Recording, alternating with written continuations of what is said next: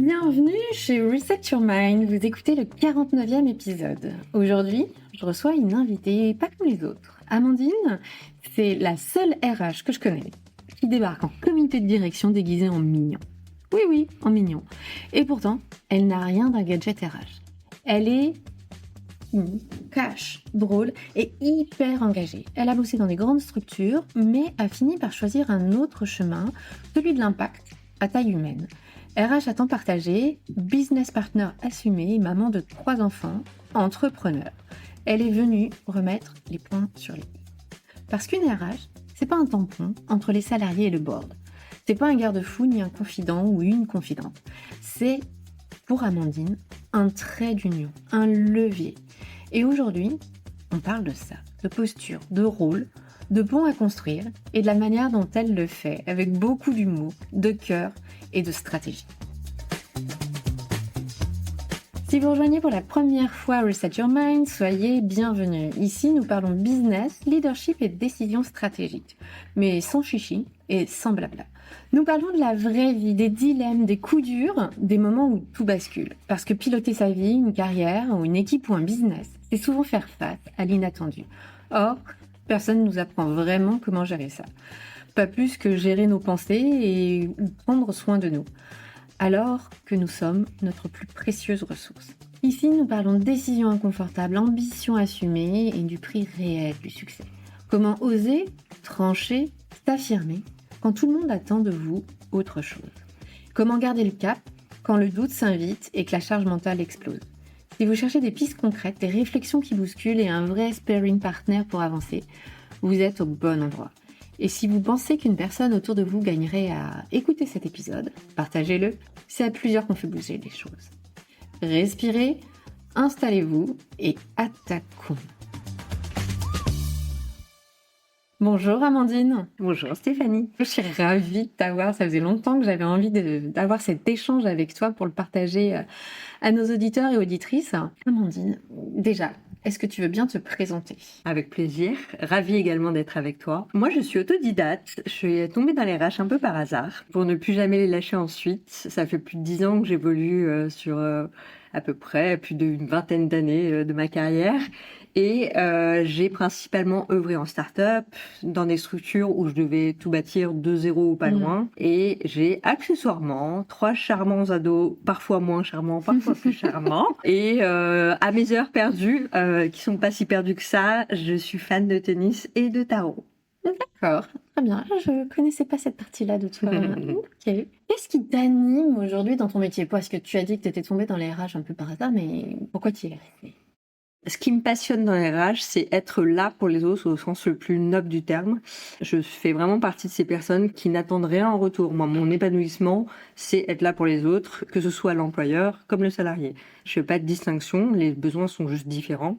Et ce qui me plaît, c'est de mettre de l'huile dans les rouages et d'améliorer ce qui peut l'être. Je trouve que c'est un formidable secteur quand on aime avoir un impact à J1 sur des aspects qui sont toujours assez importants puisque ça revêt quand même la vie de l'entreprise, la vie du salarié dans tous ces aspects. Ouais, c'est un rôle quand même assez méconnu et pourtant capital et même clé au sein des entreprises. Pourquoi avoir quitté un poste de DRH classique, je dirais, dans une structure établie, pour devenir RH partagé ? J'avais l'impression d'avoir fait le tour sur ma manière d'accompagner et de contribuer dans une entreprise.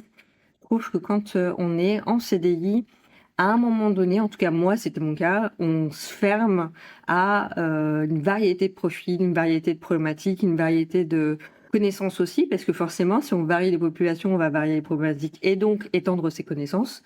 Et moi j'avais un vrai besoin de diversité au sens large du terme. C'est ce que je suis venue chercher en premier lieu. En second lieu, j'avais un besoin de liberté, d'équilibre vie pro, vie perso. En CDI, j'arrivais pas à m'autoriser, parce qu'on parle vraiment de ça, c'est pas propre au métier de RH, c'est moi, Amandine, à titre personnel.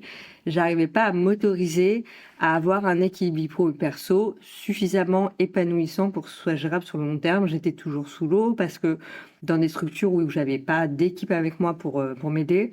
Donc c'était un peu le serpent qui se mord la queue. Et dans mon esprit, me lancer à mon compte allait me permettre d'aller chercher cette organisation-là, qui qui allait être plus compatible avec une vie avec 3 ados. Et en dernier lieu, pas des moindres, j'avais envie aussi de faire mon métier autrement. Donc il y a la partie effectivement RH au sens strict du terme tel qu'on le connaît, la gestion des payes, le recrutement, l'évolution de carrière, etc.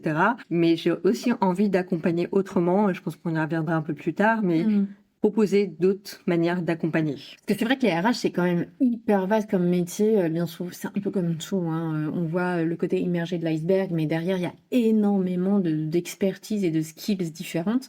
Et on va en reparler. Là, j'avais envie de te poser la question, mais très concrètement, ton rôle aujourd'hui, qu'est-ce que c'est de RH partagé? Qu'est-ce que ça change dans cette posture, justement? En fait, je trouve que quand on est à son compte et qu'on intervient chez des clients, on n'a pas d'enjeu politique. Donc ça facilite les rapports, ça facilite les échanges. Et je trouve que du coup, on a toute notre valeur ajoutée qui trouve sa puissance. J'ai par exemple beaucoup plus de facilité à intervenir en codir que c'était le cas quand j'étais en CDI. Et j'ai pas l'impression de faire les choses différemment. Juste, je me sens plus à ma place, plus alignée, je m'autorise tout simplement à faire mon métier sans barrière, on va dire. Parce qu'encore une fois, je viens apporter une solution à une problématique. Et moi, mon seul enjeu, c'est de trouver la solution. Ouais, de toute façon, driver, c'est vraiment de trouver comment sortir des situations un peu complexes et comment apporter une solution, mais gagnant-gagnant. Ouais. Aussi, je dirais. Ça, on y revient juste après, mais il y a vraiment cet objectif on n'est ni d'un côté ni de l'autre, en fait. En fait, ça permet d'avoir encore davantage d'impartialité, même si j'en avais déjà en tant que CDI, mais je trouve qu'elle n'est pas visible des autres parties prenantes. Et là, le fait d'être extérieur, on se dit, voilà, pas d'enjeu particulier à être d'un côté et de l'autre. Et comme c'est un jeu vraiment d'équilibriste, le métier de RH, c'est la difficulté, c'est de savoir manœuvrer et œuvrer aussi bien pour l'employeur que le salarié. C'est beaucoup plus facile, je trouve, en étant externe. En tout cas, moi, je me sens bien plus confortable et bien mieux dans mes bottes dans ces postures-là. Et je me positionne davantage en business partner pour l'employeur qui va avoir un besoin à un moment donné de résoudre une problématique X, et le salarié de lui apporter presque une relation plus de coach, de conseil sur comment il doit gérer une problématique. Donc je trouve que ça, en tout cas moi je m'épanouis davantage. D'accord. Tu as trouvé justement cet équilibre et il y a peut-être quelque chose qui est en train de switcher aussi dans ce métier-là, de rapport à ce métier-là et de mode de fonctionnement de ce métier. Exactement, ça fait, je dirais, je pense 2-3 ans qu'on est énormément de RH à sauter le pas. Je pense qu'il y a plein d'aspects, ça dépend vraiment de où tu en es dans ta carrière, mais on arrive très facilement avec ce métier-là au plafond de verre d'une entreprise. Et on peut se sentir parfois étriqué, un peu frustré de ce qu'on peut ou ne pas mettre en place. Et le fait, encore une fois, de se positionner comme ça, on est un maillon qui vient améliorer les choses et un maillon fort d'entrée de jeu. On n'est pas vu comme un poste de coût, comme c'est souvent encore le cas dans bon nombre d'entreprises. Oui. Toi, soit tu as la taille de petite structure, on va dire, et où tu peux justement toucher à tout, soit plus tu grandis dans des structures, et plus ça devient spécialisé aussi. Tu deviens spécialiste de tout ce qui est relatif à la paye, tu deviens spécialiste de la gestion des compétences, tu deviens spécialiste recrutement, tu deviens spécialiste de la GPEC, enfin de la croissance et de l'accompagnement des carrières. Et effectivement, quand tu as envie de rester problem solving, c'est aussi un peu plus compliqué. Je comprends cette notion d'étroite, de se sentir à l'étroit. Tu as abordé un mot qui justement a généré cet épisode aussi aujourd'hui. Quelle est la différence entre un coach, un RH et un manager pour toi? Grande question qui m'a donné beaucoup de réflexion, figure-toi. C'est pas une question si facile que ça. Non, c'est hyper difficile parce qu'en réalité, c'est assez profond et si on se pose vraiment la question, il y a d'ailleurs beaucoup de RH qui finissent coach dans leur carrière. Je te confirme, la plupart du temps, quand mes clients ou les entreprises pour lesquelles j'interviens qui me disent « mais en fait, vous venez pas des RH », non. Je viens du business, je l'assume complètement et ça interpelle parce que beaucoup de coachs sont issus du sérail et du cursus, on va dire, RH, ce qui n'est pas du tout mon cas, effectivement.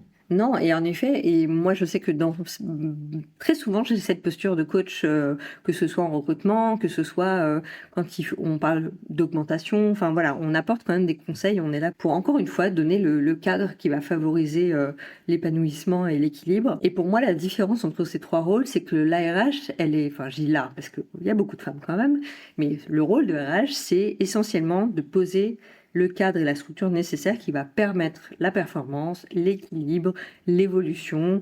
Côté secure. Exactement. Pas un cadre, c'est la base. La base. base, pour moi, c'est le socle. Le manager, lui, il va avoir un rôle déjà de résultat, plus orienté forcément parce qu'il aura des objectifs, il devra mener son équipe au résultat. Il aura également un rôle de pousser un peu plus dans les retranchements, donc il y aura vraiment une notion de faire évoluer ses équipes pour que tout le monde grandisse au passage. Donc ça bouscule davantage.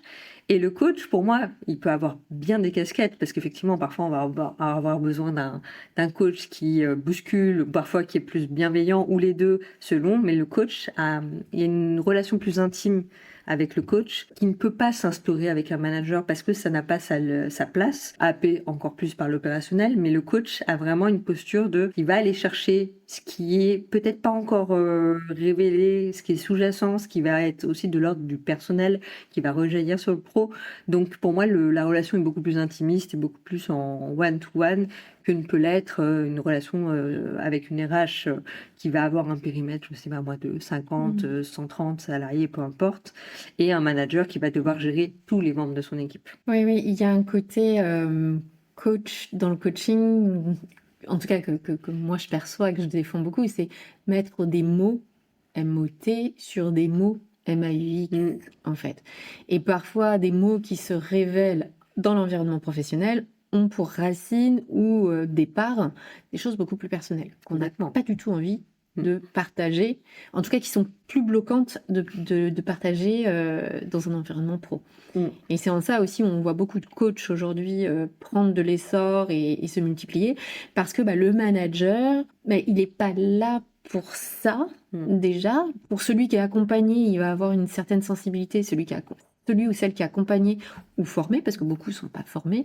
Et on a vraiment ce côté encore en France où tu deviens manager, c'est une récompense parce que tu es un bon technicien, tu es une bonne experte et c'est cool. Mais beaucoup n'aiment pas ça.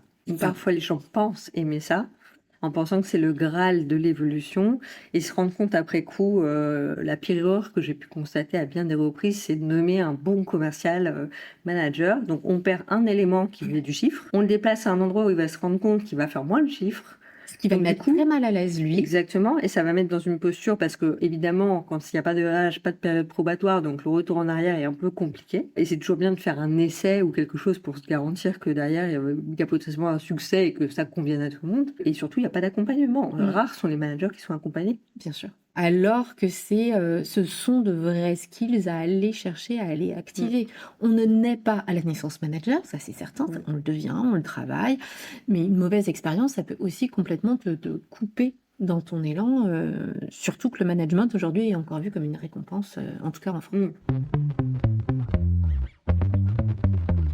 J'ai une question qui me vient, en quoi ton rôle est souvent encore mal compris dans les entreprises aujourd'hui? Alors, le rôle de RH, c'est pas un mythe. Alors, mal compris en entreprise, mal compris tout court, j'ai envie de dire, parce que, en fait, le problème qu'il y a, c'est qu'on voit que la partie immergée de l'iceberg. Il y a une pluralité des métiers en RH.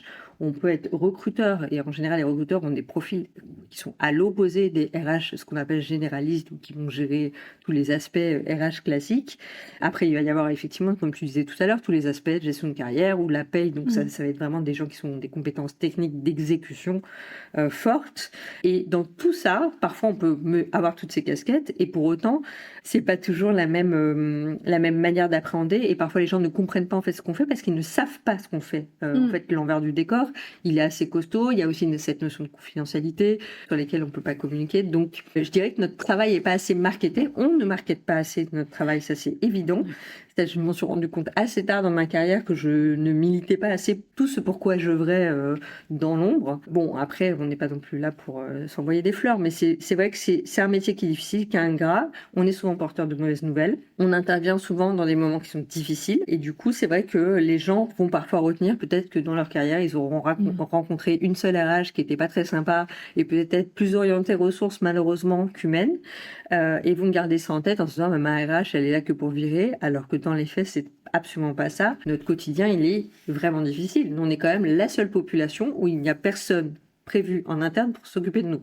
Donc ça veut dire qu'on doit être en capacité de veiller au bien-être de tout le monde, que ce soit le dirigeant et les salariés, Et nous, il faut qu'on se préserve parce que c'est un peu le cordonnier plus mal chaussé. Ah, c'est vrai que c'est assez drôle. Vous êtes là au service des salariés et de l'employeur pour trouver ce fameux équilibre que tu évoques, mais il n'y a personne pour vous aider à maintenir Exactement. cet équilibre. Donc, Je trouve qu'il y a la même solitude qu'un dirigeant en réalité, parce qu'il y a des choses qu'on ne peut pas aborder, divulguer, partager, challenger, comme un dirigeant va avoir un nombre de choses avec lesquelles il peut pas partager. c'est là où un coach peut être en effet utile de pouvoir vider un peu son sac, déposer un peu ses fardeaux, juste opérationnels pour se recharger et mieux faire son job derrière. Oui, complètement. Tous les dirigeants ou dirigeantes que j'accompagne, il y a vraiment ce côté-là de sparring partner où moi, j'ai pas d'enjeu dans leurs entreprises, où ils peuvent évoquer certaines choses. Je peux les challenger et ça construit leur pensée, en fait.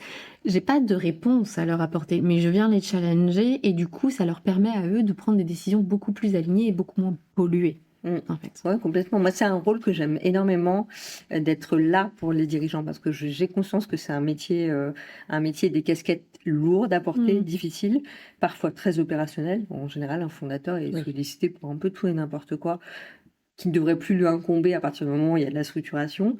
Et pour autant, parfois, il y a juste besoin d'arbitrer de quelqu'un pour une espèce de faire un aller-retour de discussion, d'échange et prendre les bonnes décisions. Ne serait-ce que de verbaliser, parfois, ça permet d'éclaircir aussi les gens. On est en train de rentrer dans le vif du sujet là, parce que tu parles souvent d'un positionnement gagnant-gagnant. Ce rôle de RH là, il est au milieu, il est entre deux. Comment est-ce que tu fais pour préserver ce rôle qui toi te tient à cœur de créer un espace gagnant-gagnant? Tu l'as dit à plusieurs reprises, moi je suis là, ou en tout cas je conçois mon métier comme étant au service de l'entreprise, du business, mais aussi au service des salariés. Je suis pas là pour choisir. J'ai jamais voulu choisir. Je me suis beaucoup posé la question au début de ma carrière, comment faire? Parce qu'en fait, quand on est trop d'un côté, on est catalogué comme trop empathique et pas assez orienté business. Quand on est trop de l'autre, c'est l'inverse, on a l'impression d'être catalogué comme ressource et d'être la RH odieuse qui veut virer tout le monde. Et en fait, je trouve que c'est hyper dur de trouver cette ambivalence entre les deux. Et je l'assimile un peu à un funambule. En fait, il y a des moments où on sent qu'on va tomber, mais on arrive toujours sur ses pattes. Et moi, je sais que, en fait, je suis assez à l'aise finalement maintenant avec les années, mais il m'a fallu un peu d'expérience et de bouteille, et pas mal de galères RH aussi, ça forge, pour être à l'aise avec cet exercice de je suis des deux côtés et j'ai pas envie de choisir et je ne choisirai jamais parce que je trouve que les deux se servent mutuellement. Il n'y a pas une entreprise qui ne fonctionne pas si le collectif ne fonctionne pas, donc il faut que les salariés soient un minimum épanouis et évoluent et se projettent à un minimum pour que ça fonctionne. Et de l'autre côté, un employeur il y a un minimum de valeurs à respecter, que ce soit pour être droit dans ses bottes, mais d'une manière générale, des obligations légales, mais aussi des valeurs tout court de qui j'ai envie d'avoir dans mon entreprise et comment je m'en occupe pour vraiment faire que tout fonctionne. Donc pour moi, il est inconcevable d'être d'un côté ou de l'autre, puisque les deux doivent fonctionner ensemble. Il y a un côté vraiment auto-alimentation qui est pour toi de vraiment combiner chacun, parce que c'est comme ça que ça avance. Et surtout, c'est d'un point de vue très pragmatique. Si on est juste pragmatique, si je te prends l'exemple de quelqu'un qui veut partir, il n'arrive pas à amorcer son départ, et l'employeur sait qu'il n'est pas très épanoui, mais il dit il finira par partir de lui-même. Et personne ne fait rien. Et puis la situation, elle dure. Donc, tu as un œuf pourri dans un panier. Hein. C'est toxique aussi pour les gens ça autour. gangrène la boîte. Et pendant tout ce temps-là, donc il y a quelqu'un de moins engagé, qui est moins épanoui, qui est moins performant.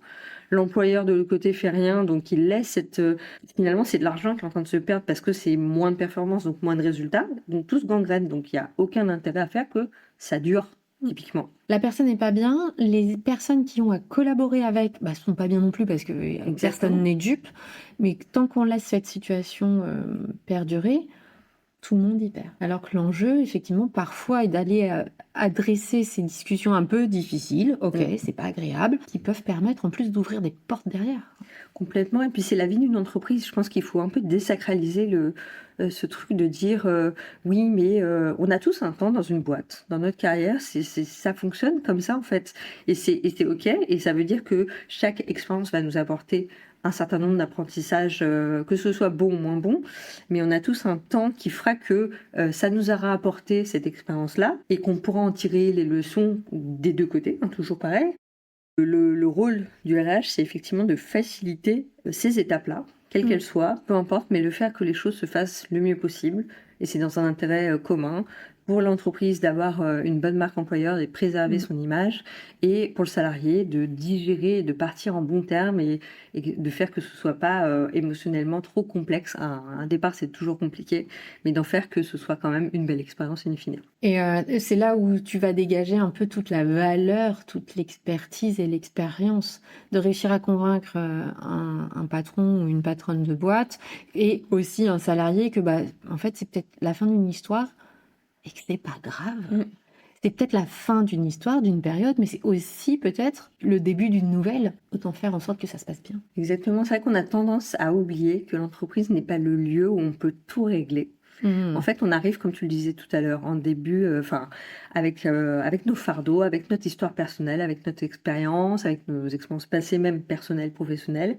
Et en fait, parfois, les gens se trompent de problématiques ou viennent en tout cas avec ce qu'ils ont à régler, mais qui n'est pas de l'ordre du professionnel. Et parfois, tout se mélange. Et nous, notre rôle, c'est de dire à un moment donné, d'être le garde-fou, d'une certaine manière. Là, il faut qu'on arrête parce que ça ne peut plus fonctionner. Je trouve qu'on attend beaucoup trop de l'entreprise aujourd'hui, ou en tout cas de l'écosystème professionnel, où quand tu rentres dedans, l'entreprise est en charge de ton bonheur, ton évolution, ta formation, qu'est-ce que tu vas faire dans l'étape d'après, comment tu veux construire ta vie, machin, etc. Alors, oui, l'entreprise doit être un environnement safe, sécure, respectueux, bienveillant, mais le rôle d'une entreprise, c'est de faire du business. Et toi, c'est comment est-ce que tu t'inscris là-dedans pour y contribuer. C'est ta responsabilité aussi de choisir, parce que tu peux très bien avoir un début de carrière de ce type-là, parce que tu as eu des formations, j'en sais rien, mais partons de formation en droit, par exemple, donc tu fais une carrière plutôt dans le juridique, puis peut-être qu'au bout de 10 ans, 15 ans, tu as envie de faire complètement autre chose.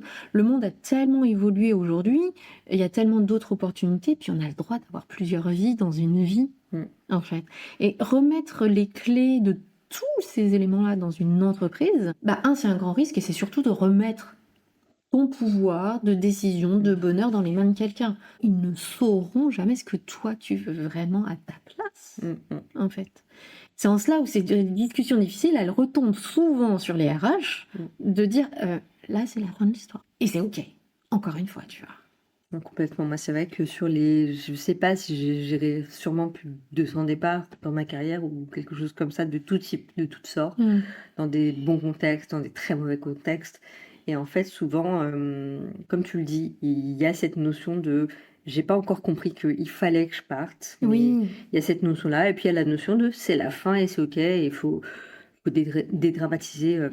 Et ça ouvre aussi une nouvelle perspective sur l'après. Et comme tu le dis aussi, on est sur une époque, là, sur les 2 dernières générations, à complètement changer de métier de manière, plusieurs fois dans la carrière. Ça va devenir monnaie courante. Je suis convaincue qu'il y a tellement de choses à revoir sur notre système d'éducation et cursus qui ouvre davantage d'aspects de diversité et de pont entre les métiers. Mais pour autant, encore une fois, tout ne peut pas reposer sur l'entreprise et encore moins que sur les RH. On n'est pas non plus des magiciens. Je suis assez d'accord avec toi. Et justement, c'est quoi pour toi le plus dur dans les métiers du RH aujourd'hui?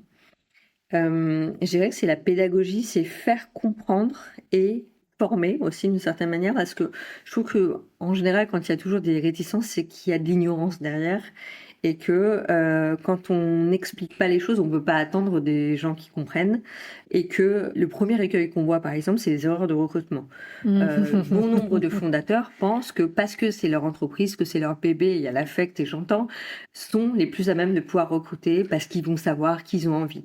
Mais sauf que c'est un vrai métier recruter, que tu peux recruter avec tes biais, et que quand tu recrutes avec tes biais, c'est rarement une bonne option, que c'est un vrai métier très structuré qui te demande d'anticiper, de travailler, de réfléchir au profil dont tu as besoin sur le plan très opérationnel et stratégique, et de pas recruter que des clones, par exemple. Et encore une fois, c'est pas péjoratif, c'est du vécu. Et ce qui va permettre la richesse de ton entreprise, ça va être la diversité, et surtout d'aller chercher les compétences qui ne sont pas présentes en interne. Et ça, c'est le premier écueil, mais il y en a, sur tous les sujets RH, tu peux en avoir des exemples. Mais l'idée, c'est vraiment de dire que il faut acquérir suffisamment de compétences et d'expérience pour être capable d'anticiper tous les enjeux de ton entreprise. Et Dieu sait que les enjeux humains sont en général la première manne de l'entreprise. Il y a vraiment cet enjeu de l'entreprise, elle a de valeur par son capital humain.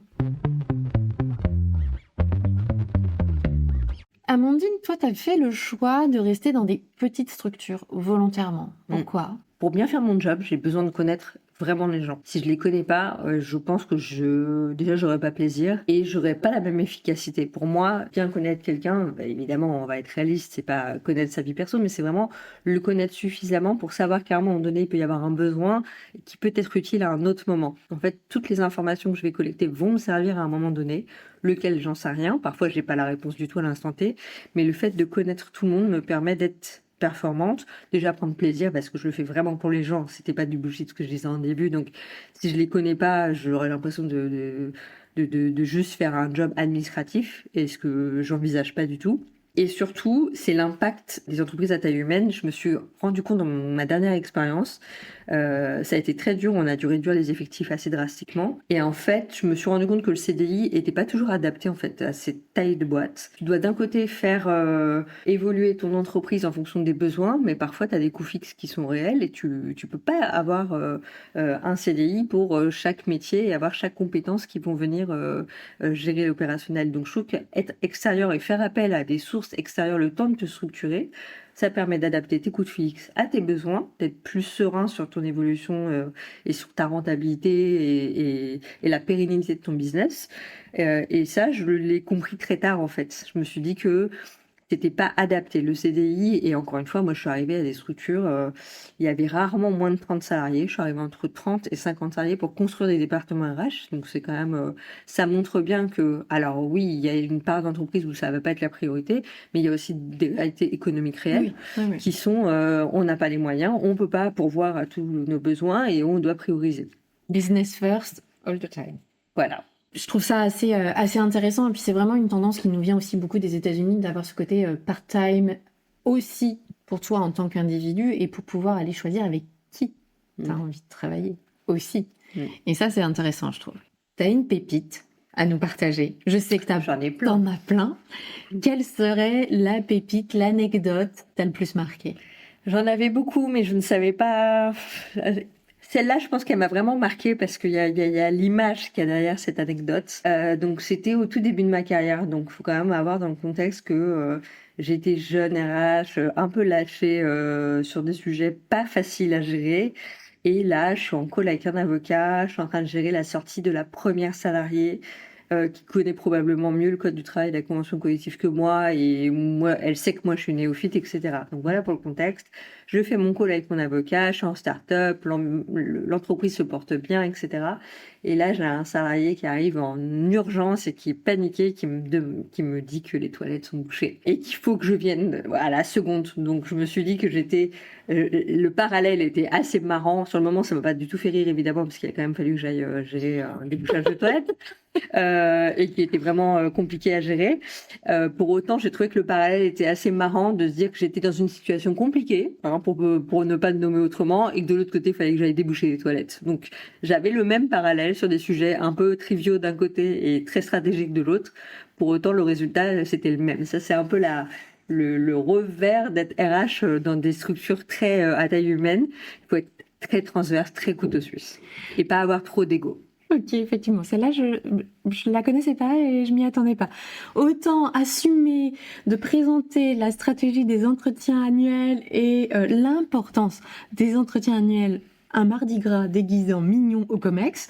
Celle-là, tu me l'avais partagée, mais celle-ci, non. C'est vrai. Alors non, ça c'est vrai. Pour la petite histoire du mignon, je devais rien présenter à la base. Sinon, j'aurais peut-être pas misé sur un déguisement de mignon gonflable où j'avais un peu de mal à respirer.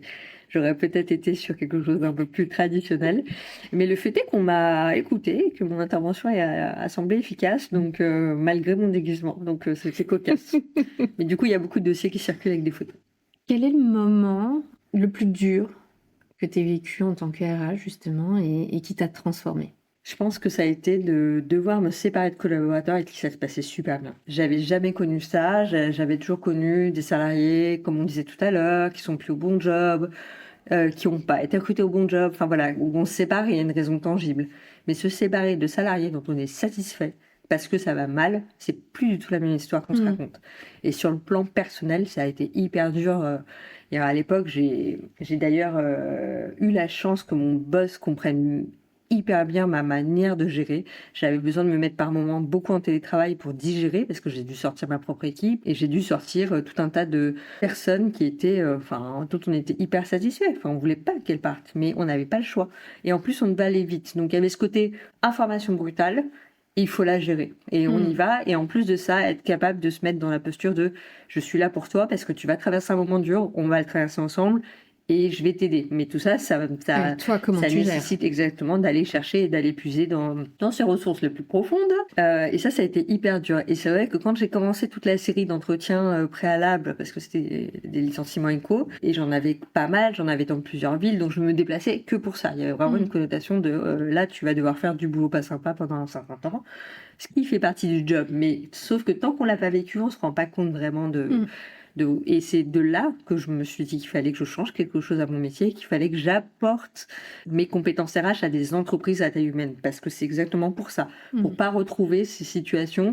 Je pense que les choses auraient pu être gérées autrement. On peut pas refaire les histoires, mais en tout cas, je pense que quand c'est mieux anticipé, on peut mieux les gérer. C'est hyper drôle ce que tu me dis. Enfin, non, c'est pas drôle, mais ça m'arrive d'accompagner des entreprises régulièrement, comme tu le sais, et dans ce genre de cas de figure aussi. Grosse vague de départ, comment est-ce qu'on accompagne les salariés, plutôt que de le gérer en interne, ils font appel à des coachs, et j'interviens là-dessus. Et il n'y a pas très longtemps, une RH m'a contactée pour faire ça, et je lui dis, mais ok, vous me donnez la liste de vos salariés, et vous? Et là, il y a eu vraiment un énorme blanc de ben, pourquoi et moi? Parce qu'en fait, c'est vous qui allez devoir gérer ça. Enfin, vous aussi, vous allez avoir à processer des choses et ça va aller secouer. Elle fait, ah oui, et puis en plus, moi, je suis la dernière sur la liste, mais je suis aussi dans la liste. Oui. Et c'est vrai que, tu vois, la RH est toujours aussi, tu l'as dit tout à l'heure, le cordonnier le plus mal chaussé. Complètement. Amandine, quels sont tes 3 tips, tes 3 conseils RH que toutes les entreprises voudraient entendre, ou en tout cas que t'aimerais que les entreprises entendent ou réentendent s'il le faut? Je dirais, moi, ce que j'essaie de m'appliquer au quotidien, ne fais pas aux autres ce que tu n'aimerais pas qu'on te fasse. Ça s'applique sur n'importe quel process RH. Comment tu as envie d'être accueilli? Comment tu as envie qu'on t'évalue? Comment tu as envie qu'on te félicite, qu'on te reconnaisse? Comment tu as envie que se passent tes derniers jours dans l'entreprise?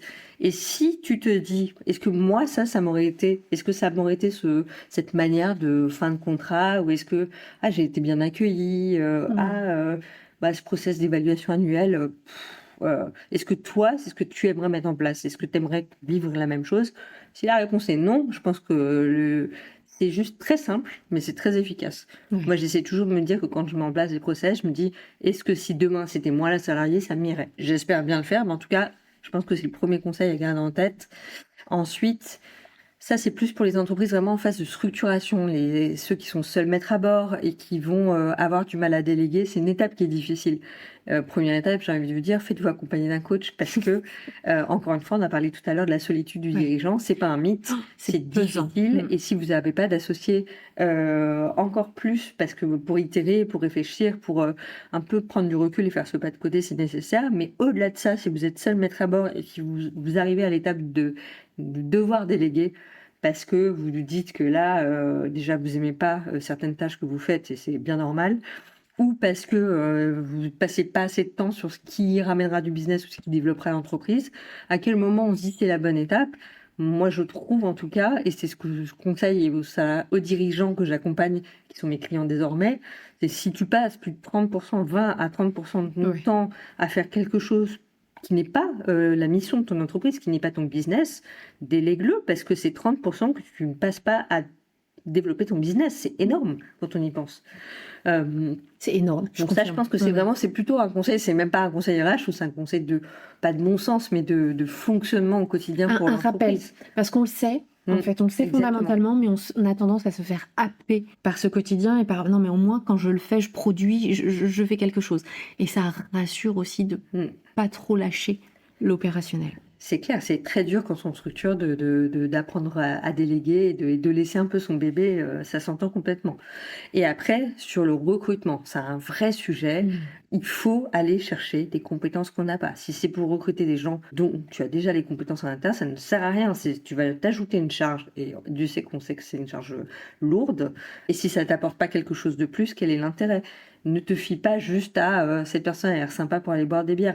C'est vraiment de se dire j'en ai besoin pourquoi. Fais ce travail en amont de réflexion.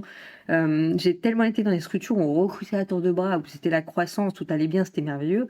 C'est chouette, il y a aucun débat là-dessus. Simplement, c'est si tu te poses pas la question en amont, tu recrutes pas les bonnes personnes, quoi qu'il se passe. Il y a un recrutement raté ou une erreur de recrutement, c'est quelqu'un qui va être dans ton entreprise qui sera pas bien et qui aura sur son parcours toujours cette connotation de j'ai eu une mauvaise expérience, mais en réalité c'est toi qui l'as fait venir, c'est toi qui l'as motivé à rejoindre l'entreprise. Donc tu auras ce premier point-là, et l'autre point, c'est que tu vas perdre de l'argent parce que tout ce temps où tes équipes vont former, où toi tu vas passer du temps, etc., c'est du temps que tu passes pas à autre chose. Donc tu ralentis ton business en plus. Complètement. Hyper aligné, enfin, ces 3 points, rappel, reminder, petits conseils, appelez-les comme vous voulez, revenir régulièrement à ça, recruter les bonnes personnes, même si ça prend du temps, et surtout pour la bonne mission, parce qu'autrement tout le monde sera insatisfait. Et j'en ai un petit dernier pour la route. On a trop tendance à voir les obligations RH, parce que c'est des obligations, l'employeur a des obligations envers le salarié et des obligations tout court en termes d'entreprise, mais on a trop tendance à voir ça vraiment comme à subir en fait. Et en réalité, moi je trouve que c'est cool d'en faire un atout et c'est bien plus vertueux. Donc c'est des obligations. Je donne l'exemple d'un règlement intérieur. Ouais, mais ça me casse la tête. C'est le dernier truc qui est fait en général. Il est fait que quand il y a une RH qui rejoint l'entreprise, en règle générale, le règlement intérieur va aider à donner du cadre le jour où ça ne va pas. Donc là, on est dans les pays des bisounours, on se dit tout va bien, c'est merveilleux, il n'y a pas de raison que ça n'aille pas. Mais ça arrive tôt ou tard et c'est normal, c'est la vie d'une entreprise. Et le fait d'avoir un règlement intérieur, ça va te donner des billes pour pouvoir soit juste faire une sanction légère si c'est nécessaire, parfois juste un rappel, c'est tout bête, mais si tu n'as pas de règlement intérieur, tu ne peux pas sanctionner de la même manière et tu as moins de champ d'action, tu as moins de billes. Ça te permet juste de te prémunir en cas de souci. C'est comme un contrat de mariage quand tu te maries, c'est la même chose. Il y a un petit côté aussi, quand je t'écoute, qui peut faire en sorte que ces obligations RH, que l'on peut voir comme toute obligation, quelle qu'elle soit, contrainte, forcée, pas agréable, peuvent aussi, si elles sont bien accompagnées, devenir des éléments de culture d'entreprise. Exactement, des éléments de culture d'entreprise, des éléments de motivation. Si tu prends l'exemple du CSE, ça veut dire que l'ARH et l'employeur vont pouvoir se reposer sur des éléments autres en interne qui vont être porteurs et remontés d'informations RH. Donc justement, autant faire un levier puissant. C'est une obligation certes, mais c'est avant tout quelque chose qui peut être vraiment un atout, qui peut décharger l'ARH, qui peut pas tout mener de front et qui peut permettre de répandre un peu mieux à que ce soit la culture, mais que ce soit aussi les informations, les politiques internes. Enfin voilà, mettre de l'huile dans les rouages encore et toujours. J'adore. On va finir cette interview, Amandine, avec quelque chose, parce que bien évidemment qu'on ne peut pas passer à côté de ça. Tu es maman de 3 ados, tu es entrepreneur. Et c'est quoi pour toi? Comment tu fais pour garder un équilibre là-dedans? Vaste sujet, je ne l'ai pas toujours. Il y a des mois où c'est compliqué et d'autres où ça l'est pas. Mais le fait d'être à mon compte me donne plus d'aisance dans la manière de prioriser, je dirais, les sujets. Quand à la maison, il y a besoin de plus d'attention, etc., j'arrive à réajuster, à mieux, pas à mieux prioriser, mais à davantage savoir dire non. C'est plus ça, en vrai. Moi, le passé à mon compte m'a permis de mieux savoir dire non quand c'était nécessaire. Que j'arrivais pas à faire en tant que CDI. D'accord. Il y a un switch de posture, en fait. Quand je t'entends, il y a vraiment ça. C'est avant, quand tu étais salarié, quelque part, tu faisais le même métier, tu avais la même expertise, mais tu t'imposais des contraintes différentes. En tout cas, je pense qu'au travers peut-être d'un besoin de reconnaissance, il y avait un côté de je vais dire oui parce que comme ça, je suis là, je fais. Et je sais pas vraiment comment ça s'est fait un peu naturellement, mais le fait de passer à mon compte, je me suis un peu délestée de ça en me disant advienne que pourra, je le ferai. Et pourtant, j'ai vraiment le même état d'esprit. C'est-à-dire que j'interviens chez mes clients comme si c'était mon entreprise, comme si j'étais en CDI, rien n'a changé. Oui, avec cette volonté de bien faire, d'apporter le meilleur conseil possible, meilleure expertise possible. Exactement, sauf que quand j'ai besoin, j'arrive à plus jauger et je prends davantage soin de moi. Enfin voilà, j'ai compris que je suis le seul maître à bord, donc il faut que je sois en capacité d'avancer et d'être opérationnel. Donc pour ça, ça passe par le fait de prendre soin de soi, le soin de ses proches, etc. Ouais. En fait, là, tu sais que le pilier, c'est toi. Et que le pilier, il a besoin aussi de temps off, de gérer ce qu'il a géré, autre que juste produire. Quand je t'écoute, j'ai un peu cette Exactement. impression-là. Exactement. Avant d'être entrepreneur, tu me demandais mes passions. C'est pas que j'en avais pas, mais je n'avais pas le temps de m'en soucier. C'est ça la différence. Ouais, j'adore. Qu'est-ce que tes enfants t'ont appris? Devenir maman, qu'est-ce que ça t'a appris en termes de posture, justement, La patience. Comment répéter quelque chose 10 fois sans s'énerver? Alors sans s'énerver, pas toujours. En tout cas, auprès des salariés, ça m'a permis de, voilà, je peux répéter inlassablement les choses, c'est OK. Ça m'a appris à passer jusqu'à ce que le message il soit bien rentré, bien compris, c'est ça? Exactement, en espérant qu'il soit un jour bien rentré, bien compris. Ça m'a également appris à passer d'un sujet à un autre, à être dérangée tout le temps. Je pense qu'avec 3 enfants, forcément, tu es sollicité tout le temps. Donc, ça m'aide à passer d'un sujet à un autre constamment. Donc, c'est aussi pour ça que je suis à l'aise à travailler sur des sujets qui n'ont rien à voir les uns avec les autres ou qui sont court terme, long terme, etc. La prise de recul. Rien n'est grave. J'arrive à avoir on me dit souvent que je suis quelqu'un de posé, que j'inspire confiance et le calme parce que je pense que voilà, j'arrive à gérer n'importe quel sujet, quel qu'il soit. Que ce soit, là je parle aussi bien pro que perso. Le côté apaisé et pas overreacting, quoi. Non, c'est ça. Je suis vraiment quelqu'un qui va être calme. Et du coup, alors avec les enfants, pas toujours, mais... Amandine, tu lances bientôt une nouvelle offre et moi je l'ai trouvée absolument géniale parce qu'elle n'existe pas aujourd'hui, en tout cas je ne l'ai pas trouvée, qui correspond très bien dans cette volonté de ne pas choisir entre le salarié et l'entreprise. Est-ce que tu veux bien nous en toucher quelques mots, s'il te plaît? Avec grand plaisir. En fait, c'est un projet de cœur. Je l'ai en tête depuis plus d'1 an, mais j'avais besoin de prioriser les 2 parties de mon activité. Donc, la première, RH à temps partagé, et la seconde, c'est celle-ci. En effet, j'ai envie d'accompagner, que ce soit les salariés et les employeurs, parce qu'on a toujours, j'ai toujours pas envie de choisir, dans les départs pour qu'ils soient manœuvrés en bon terme. Il y a effectivement pas ou très peu de structures ou de services entre l'ARH qui doit défendre les intérêts de l'employeur et le salarié qui a besoin de conseils pour amorcer un départ en bon terme. Ou une demande de promotion aussi. Oui, ou une demande d'augmentation. En fait, ça peut se décliner sur tout un tas d'aspects de la vie d'une carrière. Donc là, je parle de départ, mais ça peut être en effet en cas de promotion, savoir comment bien se vendre après X années dans un poste. Ça peut être comment je fais, c'est mon premier métier, c'est mon premier job, je sais pas à quoi je dois faire attention, quels sont les points d'attention, comment je gère ça, ou encore comment je dois aller négocier une augmentation, c'est quoi la bonne posture. En fait, il s'agit davantage de posture et de conseils très opérationnels que j'ai pu acquérir tout au long de mon expérience et presque la petite voix de la bonne copine qui a le bon conseil au bon moment. Parce que ce qui va se passer, c'est quand il t'arrive quelque chose dans ta carrière, quand tu as un tournant dans ta carrière, tu vas te tourner vers ton entourage la plupart du temps. Oui. Au mieux, tu auras quelqu'un qui aura vécu la même chose qui pourra bien te conseiller.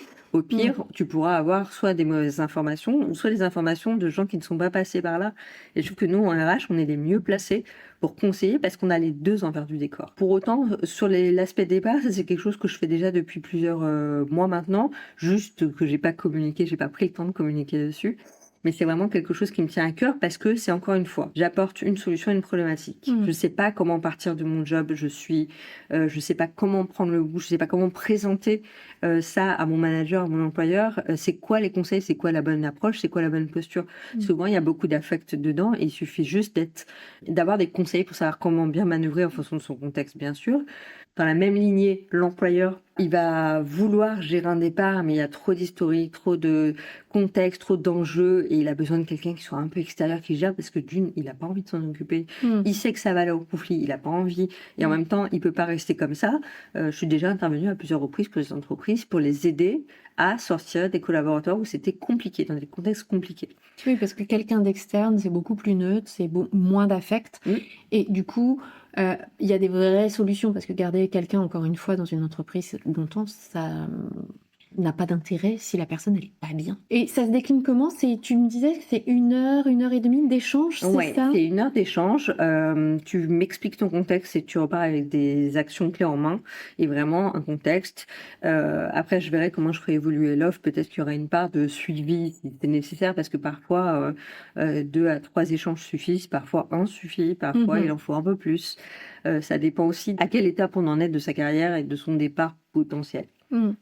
Ce que j'aime bien dans cette approche, c'est que c'est comment reprendre la main sur ta carrière professionnelle en adulte, si je puis dire, responsable, sans forcément aller au clash et tout de suite aller...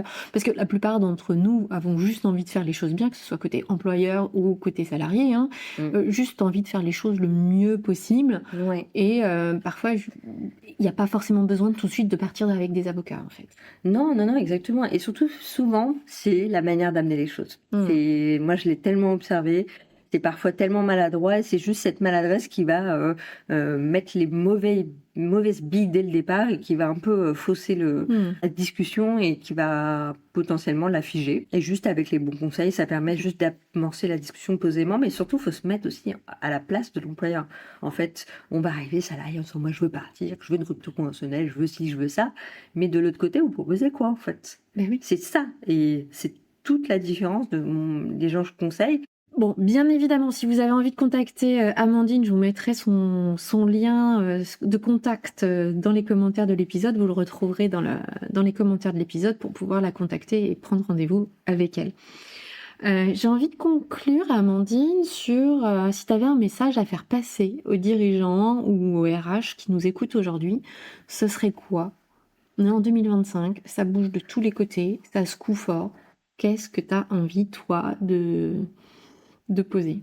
Au RH, je dirais factualiser et ajouter de la data et marketer vos projets, vos échanges, vos discussions, parce qu'on souffre souvent de ressources.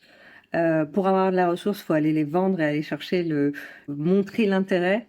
Et je trouve que la difficulté, c'est ça. Parfois, on manque de chiffres, on markete pas assez. Donc, je pense qu'il y a un vrai sujet autour de ça et continuer de communiquer, de davantage communiquer sur nos métiers, sur nos problématiques, l'envers du décor, soit au travers de LinkedIn ou ce type de réseau, pour vraiment montrer. On prend pas assez la parole. En fait, souvent, on prend la parole pour le compte de l'entreprise, mais pas pour soi. Moi, j'ai communiqué vraiment de ce que moi, je pense en termes de personne et comment je vois les RH que depuis que je suis à mon compte. Avant, je communiquais pour l'entreprise.